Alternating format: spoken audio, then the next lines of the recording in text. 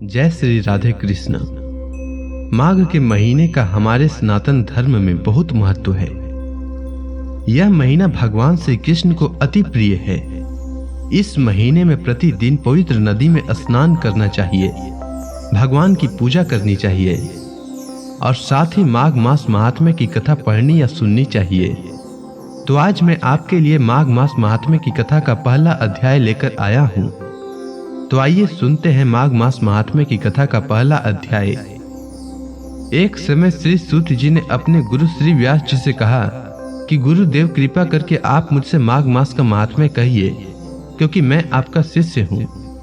व्यास जी कहने लगे कि रघुवंश के राजा दिलीप एक समय यज्ञ के स्नान के पश्चात पैरों में जूते और सुंदर वस्त्र पहनकर शिकार की सामग्री से युक्त कवच और शोभायमान आभूषण पहने हुए अपने सिपाहियों से घिरे हुए जंगल में शिकार खेलने के लिए अपनी नगरी से बाहर निकले।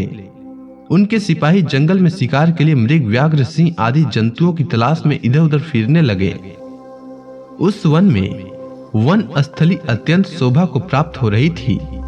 कहीं दो मृगों की झुंड फिरते थे, कहीं गिद्धड़ अपने भयंकर स्वर कर रहे थे, कहीं गैंडों के समूह हाथियों के समान फिर रहे थे, कहीं वृक्षों के कोटरों में बैठे हुए उल्लू अपना भयानक शब्द कर रहे थे, कहीं सिंहों के पद ध्वनि के साथ घायल मृगों के रक्त से भूमि लाल हो रही थी, कहीं दूध से भरी थनों वाली सुंदर भैंसें फिर रही थी, कहीं पर सुगंधित पुष्प, हरी भरी लताएं वन की शोभा को बढ़ा रही थी, कहीं बड़े बड़े पेड़ खड़े थे तो कहीं पर उन पेड़ों पर बड़े बड़े अजगर और उनकी केचुलियां भी पड़ी हुई थी। उसी समय राजा के सिपाहियों के बाजे की आवाज सुनकर एक मृग वन में से निकलकर भागने लगा और बड़ी बड़ी चौकड़ियां भागता हुआ आगे बढ़ा।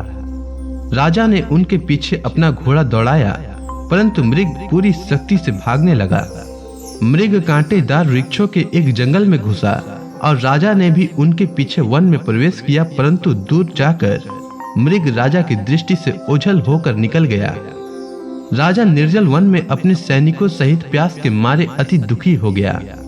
दोपहर के समय अधिक मार्ग चलने से सैनिक थक गए और घोड़े रुक गए। कुछ देर बाद राजा ने एक बड़ा भारी सुंदर सरोवर देखा, जिसके किनारों पर घने वृक्ष थे। इसका जल सज्जनों के हृदय के समान स्वच्छ और पवित्र था। सरोवर का जल लहरों से बड़ा सुंदर लगता था।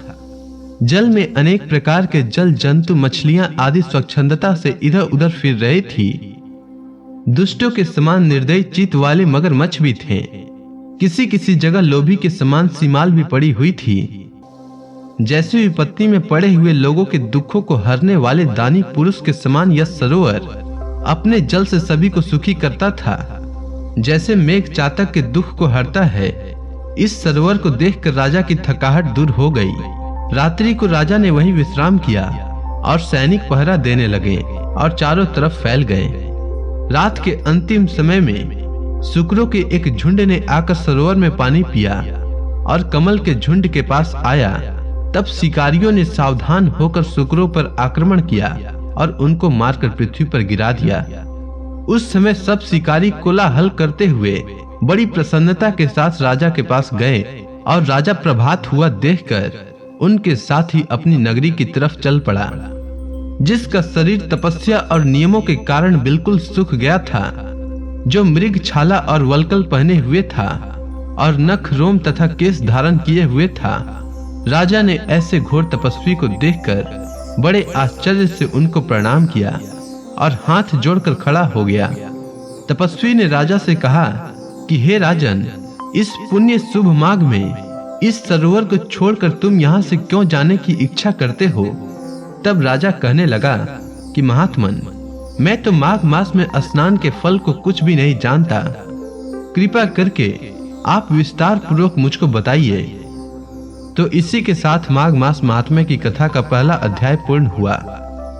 तो प्रेम से बोलिए भगवान श्री कृष्ण की जय, विष्णु भगवान की जय, समस्त देवी देवताओं की जय, सनातन धर्म की जय।